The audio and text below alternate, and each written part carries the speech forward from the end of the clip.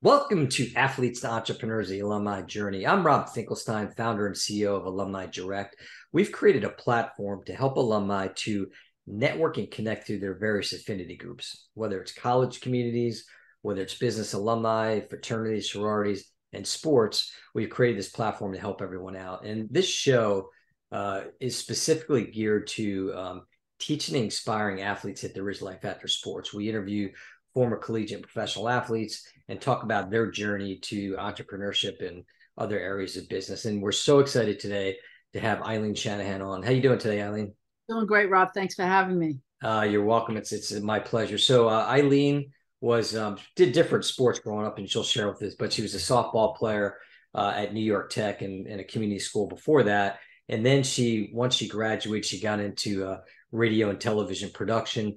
And then ultimately, she's the founder and CEO of the Warrior Ranch, which is a phenomenal project, which I can't wait to talk more about and have her share that. So what I always talk about is I ask kind of growing up playing sports, talk about how that shaped your early years leading up to college. Well, I grew up in Queens, so did a lot of stickball, stoop ball, stickball, and basketball. And the didn't know what a real live basketball court was because we played in the playground all the time. So the first time I remember playing in a basketball court that had a net on it was like amazing, We played a lot of softball again. We played on the cement because again, growing up in Queens, there weren't that many grass fields. And I'll never forget first time playing on a grass field. It was like I couldn't wait to slide into the bases, so that was always a lot of fun. But I played, I grew up in the, 70s, I was born in the 60s, played in the late 60s, 70s, and I was one of the few girls that played sports. The girls' sports was not big at all when I was growing up, but I played all the, in the town, stickball, basketball. Then I got into high school. I played some volleyball, competitive volleyball. And then I got into college and I played soccer and softball. Soccer I played throughout my whole life too. Those are the main sports I played.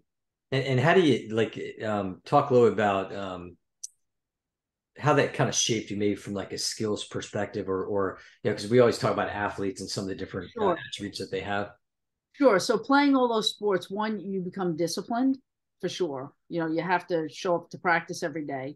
And I was always taught the Vince Lombardi rule. You show up 15 minutes early. If you're on time, you're late. So I was always there 15 minutes early and you stayed late. So that was one big thing that's always helped me my entire life. Because even to this day, when I show up to work, I'm 15 minutes. I'm not comfortable unless I'm there 15 minutes early, and just skill, like you learn, you're physical, you become physically fit. And when you're physically fit, that helps you up here, Yeah, and because you feel good about yourself. And because I know when you're off season, you stop running, you start to get lazy. But then when you see the new season starts and you start getting into shape, you feel good. A lot of it is discipline, sacrifice. You have to sacrifice a lot. You can't always go out with all your friends because you have practices, and then you have games. And, when everyone is going on vacation over Christmas break or the February break, you can't go because you have practice. You have to, especially in college, it was like that's spring training time. It's like you cannot do everything that all your friends are doing because you're committed to a team. And that's the other thing I learned about commitment. Yeah. Once you commit, you're committed. You don't bail. You have a team, you're part of a team. And that's the other thing. Teamwork. You can't win a game by yourself. Right. You have to have, in basketball, you got 4 other people on the court. Volleyball, there's 5 other people. Softball, there's 8 other people on the field, So besides yourself, I'm not, right. How many people field a thing there. It sounds like I'm one short, but I was including myself as other than me. So, but you learn a lot about teamwork and then camaraderie. You develop friendships and relationships. And if you don't like somebody, let's say you got somebody in the team you don't like, but they're a great player, you still learn to play together. You still learn to work together as a team because the ultimate goal is to win. You want to win, and so that's helped me throughout my entire life. Yeah, no, and that's, talking to a lot of people. I mean, you talk about even when, these companies are looking to hire employees and they're looking at that athlete skill set that we just discussed. I mean, that's big. So did you ever dream about being a professional athlete? Yeah, actually, I did. I more so I wanted to go in the Olympics because my mom was a track athlete, and her dream was to be in the Olympics. And she was a phenomenal runner. She was an incredible track star. But unfortunately, her dad passed. She was training for the Olympics, but her dad passed, and then she had to go to work. She again had to give that up. Yeah. And but yeah, so and we watched the Olympics. I knew all the Mets stats, and we watched all the Mets games, Yankee games. Personally, I'm more of a Mets fan, and but yeah, I dreamed of it. I absolutely dreamed of running in the Olympics or doing something in the Olympics. But then as I played other sports, I didn't particularly like track so much. I mean, I ran, but never really liked running. I'd rather run to kick a soccer ball or run to put basketball in the hoop or play softball. Softball turned out to be where I was very talented, and I was actually, not to sound conceited, but I was pretty good. I was really good at softball, and I would have loved to have played softball in the Olympics, but I was just behind when that started to come in for women. That happened a few years after my college days, and I think they were just starting with semi-pro when I was in college. And but I had a career that I was going to, and it just wasn't. It wasn't like, if I went, you have to give up too much. And I had a career path already with my major in college in television and radio. And so, yeah, I dreamed of it, but it really wasn't a reality. Yeah, I think for me too. I always joke around about this. So everybody's watched this, you'll hear the same answer. But I wanted to be a Major League Baseball player. Unfortunately, I didn't have the talent. Here I am doing this instead. But so let's talk about excuse me. Let's talk about college. And so when you're in college, playing sports is a lot of demands. And I mean, probably, depending on the sport, and even now, probably even more so. But what kinds of things did they do anything at your school to kind of prepare you for life after sports, so to speak, of just, maybe whether it was people coming back, talking about careers, things like that? I can't really say that they did. I think it was different. Like, again, I was in college in the mid 80s. And again, for female athletes, the thought of the going professional or things like that was really quite limited. So it was I mean, I was a ball player. That's how I defined myself. There's no doubt about it. I defined myself as an athlete. But I knew I had to have another career. Right. And a lot of people in the athletic world, they went into either physical education or they went in somewhere in the sports world. I personally went in the media world. But there wasn't, like, what prepared me was all the training that I did and all the discipline. Like I said, the discipline and the sacrifice. That's what trained me. But they didn't really have people come and talk to us about life after being an athlete. I can't say they really did too much of that.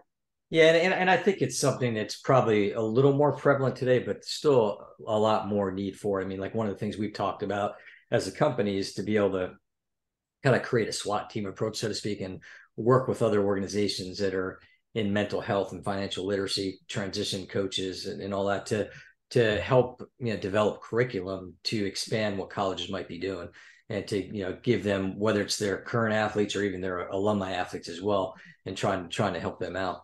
I do think it's important because, I mean, I won't forget that feeling when all of a sudden my sports career was over in college. It was you almost grieve it, because it's a loss, because that's that's who I was. I was, I graduated 22. I forget how old I was, or 20, whatever. Time, it was, so for a long time you're playing sports and you have all these friends, and then all of a sudden it's gone and it's done.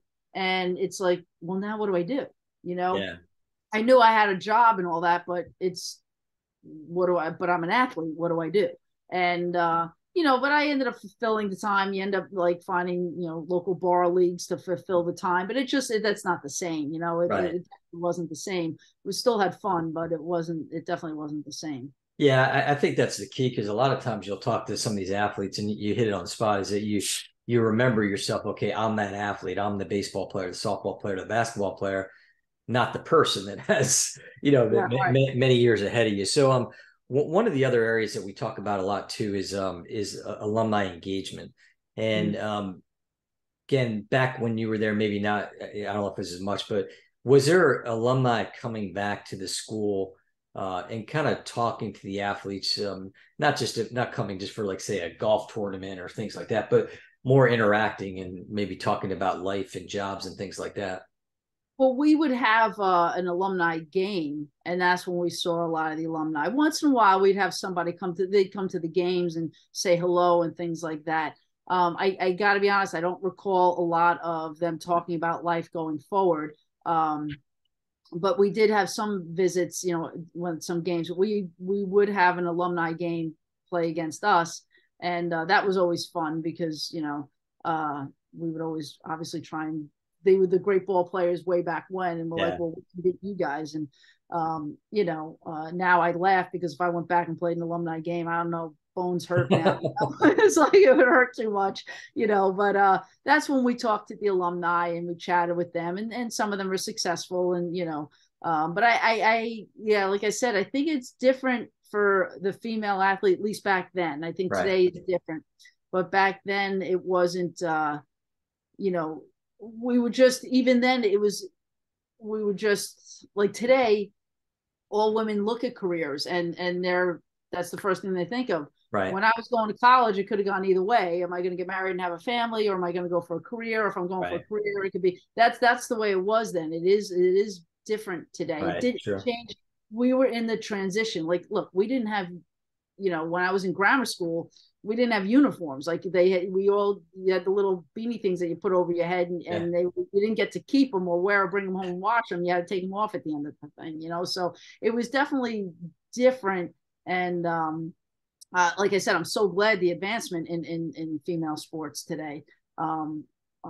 Because by the time I got to college, we actually had uniforms and stuff. I don't want to say college. My college, New York Tech was great. We had a great coach, Sue Bailey. She was fantastic, and we had a lot of fun at Tech. And they don't, and that's the sad thing part now. New York Tech doesn't even have the athletic team anymore. So it's really kind of, as an alumni of New York Tech, that's kind of a bummer to see. Yeah, no, I can imagine. Yeah, that's got to be rough.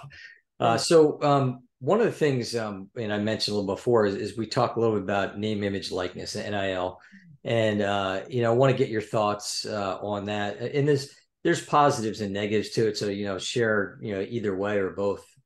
Sure. I mean, I understand. I gotta be honest. It's I don't like it so much because I think it takes away from the college athlete. It's because it's a collegiate sport. It's just like letting professionals into the Olympics. I don't think you should do that. It's an amateur sport, and I think it's a distraction for the athlete. On the other hand, I understand because the college is making so much money off the athlete. So I understand it, but I gotta say personally, I don't care for it. I don't think it should happen because I think it's distracting, and I think it could distract from the teammates too. Like if I'm making like, hey, let's say they're using my image, and hey, look what I got all this money. You're 18 years old, 19 years old. What are you going to do with all that money? Does anybody teach you how to be financially responsible? You know what I mean? It's you just see too many crashes. You know what I mean? You just, I'd be concerned about that. I get it in one hand, but if I were to vote for it, I wouldn't vote for it.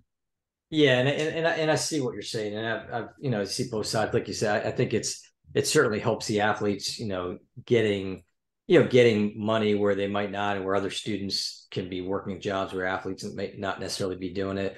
But the flip side is, like you said, I think you've got, potential distractions. The other thing too, and you talked about it, is the financial literacy piece of it. And I think I always say it's really not only for the athlete, but young people in general. I mean, they just don't understand, like, hey, you got this windfall of money, you do have to pay taxes. Right. If you're fortunate to make a lot of money, then there's other areas and ways to invest it. So I think it's something that the more people I talk to, it can be really good, but there's things definitely that need to happen, like education wise and all that with it. Right. And I also think people forget you are getting paid. I got a full athletic scholarship to New York Tech. I got an education. You are getting paid. It may not be actual physical dollars, and some of them will get paid for room and board. I mean, and the books, things like that. I mean, everyone's a little bit different in that way. If you want to help the athlete in that sense, because you can't forget about the education, and I think that gets forgotten about. And especially if you're getting paid as a college athlete, you can like, well, I'm getting paid. I don't need the education. But then what happens if you get hurt? And now you're out of college, then what? Then what are you going to do? Or what Yeah. if you don't make it to the pros? Then what are you going to do? You know what I Right. mean? So people kind of forget about the education. In my opinion, you're getting paid if you, because most of the, generally speaking, I believe you're referring to athletes who are on scholarships, you know, and because if they're going to have the, you know, the NIL, they're probably on a scholarship. And in Most my, likely, yeah. yeah, you're getting, you are getting paid if you think of it that way. Yeah, no, I agree. I mean, and again, it's one of these topics that you can go a long time talking Yeah. about. There's a lot going on with. So let's kind of fast forward now. So we touched on a little bit before, but you know, transitioning out of sports and like you said, you know got into other areas to play. But let's talk about you know, your transition out of sports and maybe some advice that you give to other athletes, whether it's coming out of a collegiate career or even a professional career. I would, if someone's in a collegiate career now, especially on the, whether it's male or female, I would give this advice too. But even because a female athlete as well, because there are more opportunities for them today. Um, Remember who you are. Be an individual. Don't, you know, you are a ball player, but make sure you have a backup. You have to have a backup because if you get hurt, you know, then you don't play. You know what I mean? I would definitely have a backup. Um, that's the main thing. Like that's, you know, when I went, I did have my backup plan. I mean, I had my, I knew where I was going. Um, you are an individual. Like, don't let it, it defines you to a point, but don't let it totally define you. And, and get the education. Don't forget about the education. Yeah. Don't think, and don't just get, our team had, we had an average of 3.2 on my softball team. We had a 3.2 cum. That's like remarkable. Um, a lot of athletes, you know, don't necessarily take the education. You know what I mean? That Right. education is as important. Don't forget about that because you will need that. You will need that. So definitely take on the education. But also remember, this is the big thing. Remember what you learn in sports because it will help you the rest of your life. And that is the dedication, the discipline, the commitment, the sacrifice, everything you learn on the field, I use in my day-to-day life right now. And you will. Yeah. No, that's great. And I, you know, I think we talked about a little bit before, maybe before this the show, but just I think a lot of the athletes and kind of the common theme when I'm talking to people from on the show here is that what you just said. I mean, there's a certain skill set. Everybody has a skill set, but from an athlete perspective, like you said, the practice, the commitment, the leadership, these are all skills that people can take wherever they go, whatever type of occupation. But like getting into entrepreneurship or business leadership, I mean, these are key skills that they need to utilize. And like you said, I think moving away from that whole, you know, Eileen, the softball player, like, you know, it's just you're an individual who's got a great life ahead of you. And there's a lot of other things that you need to look at. So, but I just wait. I just want to interrupt one sure, yeah, second. What you could also do, like when you're taken away, when you're doing your resume, right? When you're right yeah, out of college and you're doing your resume, you really don't have a lot right, on there. But being a member of a team, you have a lot of skill sets, whether you realize it or not. You know, you have those leadership skill sets. You are a team player. Like that was huge. I used to say that in the interviews. Well, I'm a team player. You know, and that is very important. Don't forget to put that on your resume that you yeah, played collegiate sports. I mean, and explain, you know, that, you know, just, you know, embellish it. You know what I mean? It's like, you know, to let them know, like, don't lie, but like tell them you are a oh team yeah, player, things like that. You're a hard worker and you get there on time. Like that, those are all the things, those are qualities that employers look for. You know, it's, you know, you want somebody to be there on time. You want somebody to be a hard worker. You want someone who knows how to schedule or, you know, as a team player. So yeah, and discipline. So yeah. No, that's great advice for sure. So, and then one other area we always like to cover and kind of, I mean, it's what's behind Alumni Direct, but talk a little bit about networking, connecting, and I'll kind of frame it up. A lot of times, you know, I've talked to some coaches and agents, and they feel like from an athlete perspective that the best time to network and connect is when you're still playing. But maybe talk a little about your thoughts on that and kind of the importance of you know, going into that in your future life. sure, sure. Yes, networking is definitely important. I have to say personally, deep down, I am a shy person, so it's not like the easiest thing for me to do, but you learn it. You start to learn it, and it becomes another skill set that you learn. But don't be shy, get out there. But you definitely, it's very important to network, especially if you're on a ball team, because everybody helps everybody. You know, if I see someone went to New York Tech, well, you know what? I'm going to look at that. If that resume comes across my desk, I'm going to look at that.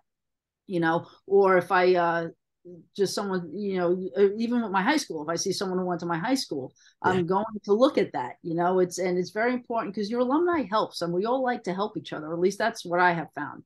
Right. I think it's very important to network, especially, you know, in your with your college, and stay in touch with your teammates. You know, I do wish I stayed in touch with them, because initially, you know, I was going to say right out of college, I was finding my way, and I've recently reconnected with my college, and it's been great, you know, and you know, they've come and helped support what I'm doing right now. And but yeah, it's definitely important. It's sometimes, like I said, it might be uneasy starting conversations, but you learn to start conversations, you know. I mean, especially if you're networking with your alumni, easiest thing you talk about is the college. You know, it's like, you know, when you walk with somebody in the street and you don't know what to talk about, just say, hey, you know, oh, nice day. You talk about the weather, but then you start talking about other things, you know, and it's easy when you're dealing with alumni, you know, because you can, like I said, talk about the glory days. Oh yeah, that's a step up, and I talk about that all the time. I mean, I know for me, being in South Florida and going to University of Delaware, when I meet a Delaware alumni, it's like, hey, you know, your first thought is, hey, we went to the same school, common ground. What can I do to help you? Which is real important. So once you graduated, just talk a little bit about your journey of, you know, being in the world of media, the radio and television. Then we'll ultimately finish up with what you're doing Sure. today. Sure. But I do just want to touch base on one other thing, because when you start networking, you never know who you know until you start talking to people. And that's, again, I've found out in like the last 10 or so years, you never know who you know. And then I talk to you, you talk to so-and-so, and then before you know it, you got all these people helping you out. Yeah, and not only that, it's like I always tell people too, it's not, and kind of the same thing what you just said, like sometimes it's not the person that you're talking to, but it's who they know. And so, you know, you never know. It's just, you know, be willing to help others. If you have that giving perspective, that's the best way to network. Exactly.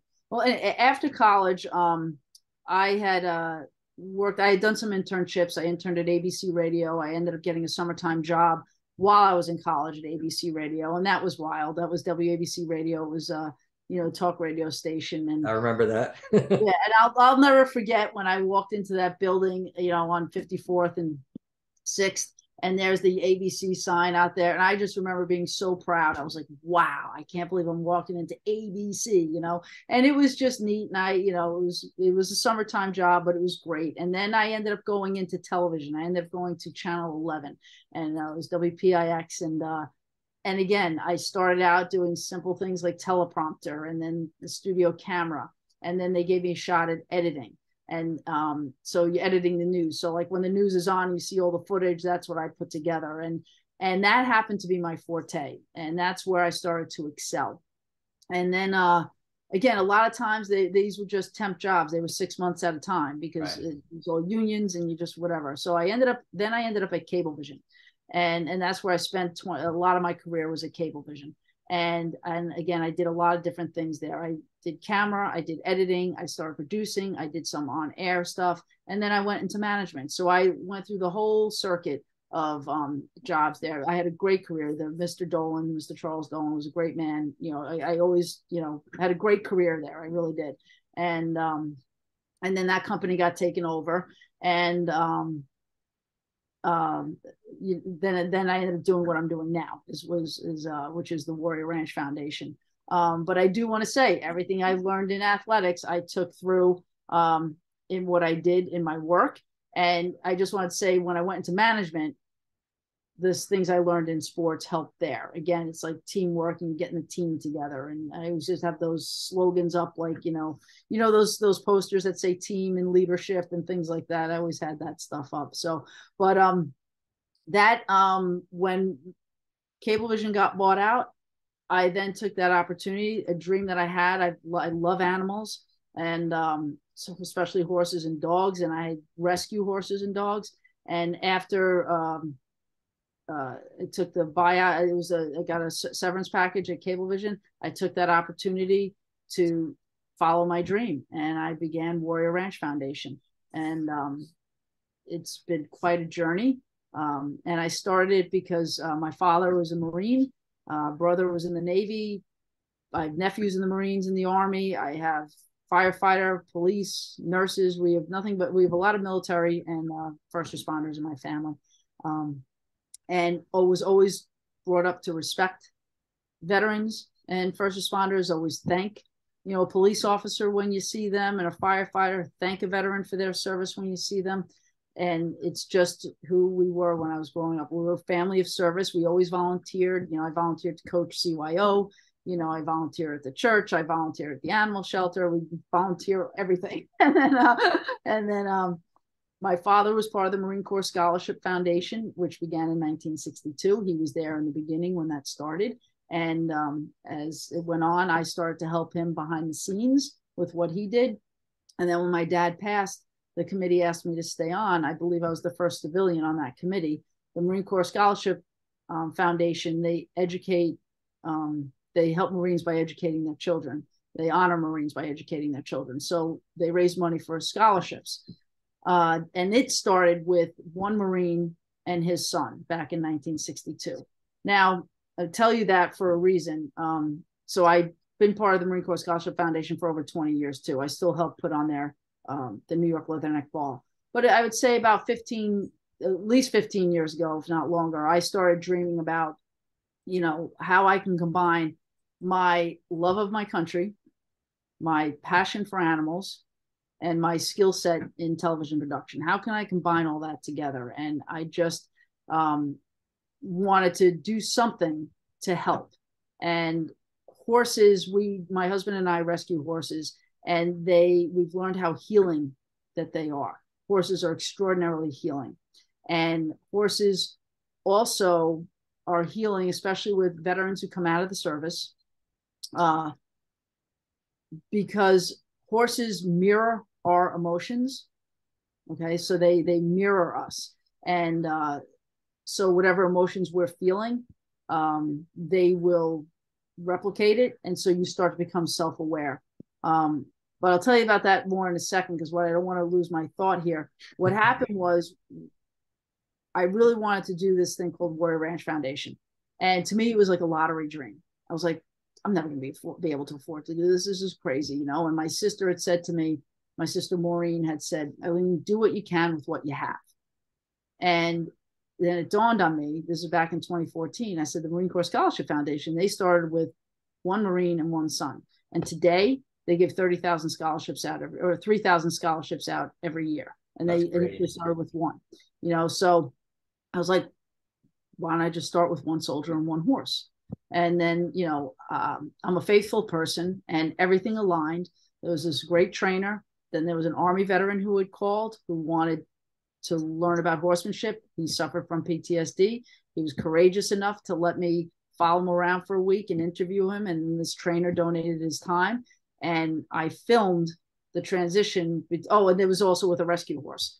And I filmed the trainer training the horse and the veteran watching it, and then the veteran learning it, and then made a documentary about it. So that's how I tied in my media skill sets. And then I made a 5-minute promo, went around to like everybody I knew to say, hey, this is what I want to do. And I finally got a hold of Suffolk County Executive Steve Ballone. And now we have 6 acres. Like, it started in my backyard and other private barns, but now we have 6 acres in Calverton for the last few years. And it's starting to really build a lot. And what we do, it's called equine assisted learning therapy. And we teach our participants about horses and the nature of horses. And like I was just saying before, you start to become self-aware, you start to become self-confident, you overcome fears, your self-esteem grows, you just start getting back to who you are, because you're working with these large animals, and we teach them exercises, and they're moving the horse just by looking at it. Or just like, raising up a stick and the horse will move. You start directing this 1,100-pound animal to where you want to go. It really builds your self-confidence. Yeah. That's it in a Reader's Digest version. There's a lot to it. But what happens is the veterans come, and again, they start to become self-aware, and emotions do start to come out, like if they're having emotions. But what they learn at the ranch, they take home with them. Like when you start working with a horse, it doesn't end right there working with that horse. You bring it into your other relationships, because what happens is with this horse, you're learning to communicate to a horse, right? So you start to communicate, the horse starts understanding you. We communicate the same way a horse communicates to another horse. It's all through body language. And then, once you start communicating with that horse, the horse understands that you're communicating, you're speaking the same language, you effectively communicate, and then you develop respect and understanding. And we just have a lot of fun. We really, really do. I mean, people can go to our website. I know I can totally go off for an hour just on this. So I know, but well, you're definitely passionate about it. That's yeah, no, I definitely am. And we've helped, like I said, we started out in the backyard in private barns. And before we got the property here in Calverton, we had helped served about 60 participants. Now we're just about to hit number 200. In That's just great. 2 years, we almost tripled it, and it's fantastic. And we also rescue horses. We have rescued 4 so far, and one's been adopted out. A little mini butterscotch has been adopted out, and Ranger, we're hoping for somebody to take him. Rob, well, not you, Rob, this other Rob. Yeah. So I don't know, flying a horse down might be pretty expensive. Yeah. So, but anyway, so we have a great team, a great group of volunteers. I mean, if it wasn't, running a nonprofit is not easy. Again, it's been a long haul. And again, you want to go back to what I learned in athletics. I think if I didn't have that background, I wouldn't have continued. You want to keep fighting. You want to win. You want to get past that goal line. And I really, truly want to help our veterans, because freedom is not free. And I don't think people truly understand that, and these men and women go out, they defend our freedom every second of the day. They serve and protect us every second of the day, every day. And I don't think we help them enough. I don't think they get supported enough. I think we owe it to them, to give them give them an outlet, give them a recreational outlet that that not only is it a recreational outlet, it'll help them. Like, we don't sit there. It's not a clinical setting. Right. It's a recreational setting, but they're still getting help. The horse does help. The horse does heal. And we are strictly veterans and first responders. So there's a lot of camaraderie here. They all come together, and there's a lot of camaraderie. And it's just a great community. Like I said, we're starting to grow. We are we're still a young organization. We're about 6 years old now. We're still young, but we're growing, and we are only open part-time right now. We have people there every day, because they obviously have to feed horses, but for our participants, our veterans and first responders, we're still there just on a part-time basis. So we're looking to get full-time. So obviously we need some funding for that, I'll just throw a pitch out for that. But so that is what we're looking, is we are making a difference. Some of the testimonials that we hear from people, I can't tell you how many people I'll get a phone call and just be like, you have no idea how you just saved my life today. That's awesome. It's really, you don't know the effect that you're having on. Here I am, I'm just sharing my horses, that's how it started out. I'm just sharing my horse. And when people let you know how much you have just helped them, there are people, in all seriousness, they're suicidal. We've got too many veterans dying by suicide. And I hate to say it this way, but they're saying 22 veterans a day die by suicide. But for every successful suicide, there are 25 attempts. So take that number. Yeah, something has to be done by it, because they protect us. These men and women serve us. So we need to help them in some way. So that's my way. I mean, it's because of them I'm able to actually do this, because of these men and women who defend our freedom, I'm able to do this. I'm able to play with horses. I'm able to share that. And this is my way of giving back. It's my way of serving and helping, and a great team of people. Like I said, I have a great team who help, and there are volunteers. The community has helped. One of my biggest helpers is Juliet Hackett. She's fantastic. Then we have a million volunteers that if I start naming them, I'm going to forget somebody. But we got it's like the Oscars, right? Okay. Yeah, I'm like, oh no, I should have had the list here, you know. And but we've had some corporations that have helped us. PSEG has been great. American Regent, Local 138, Beauvais Industries, there's Footing First. There's so many that have been helping us. Roanoke Sand and Gravel. We've had a lot of, and then we have all the local because we feed the participants, you know, when they're there, right. And we've had a lot of local people who help us with that as well too. It's good. It's an amazing cause, and this is gotten the privilege of listening to Eileen talk about it before, and I definitely encourage watching some of the videos that she's put out, because it's just a great thing. And you're right, I think we need to not only appreciate but also just help. I mean, it's a major issue, and the last thing you want to see is that, like you alluded to, just the end result with some of these veterans, and we need to help make a difference. And you definitely are, and I'm sure your model can be, just kind of duplicated, replicated in other parts of the country, to have just additional impacts on veterans. Yeah, we're hoping to go further. We're on Long Island right now, and in New York, we are hoping. We've had people from other states come to us, which is great, and we do hope to go to other places as well. I will be Danielle Altabrando is another peer of mine. We are putting together another documentary. Okay. That should be out in May, hopefully. That's our goal, is May, June the latest, but I'll keep you posted on that, because again, we're making documentaries so people see and understand just exactly what these folks are going through. They tell their stories, and then they see how the horses can help. Sure. Now, so tell people how they can find you. Okay, so come to our website is warriorranchfoundation.org. And we're on Facebook, Instagram, Twitter. You can find us, and LinkedIn, and you can find us all there. But the website, warriorranchfoundation.org. Great. And we'll, longest email I ever have to write. I've got long ones too. Yeah. But we'll put all this in the show notes, and we really appreciate what you're doing. And people, you can find Alumni Direct. alumnidirect.com is our website. And you can follow us on LinkedIn, Facebook, and Twitter, Instagram, all that. And then follow the show. We're on all the major podcast networks, as well as on YouTube. And we really want to help make an impact in helping athletes transition out of sports.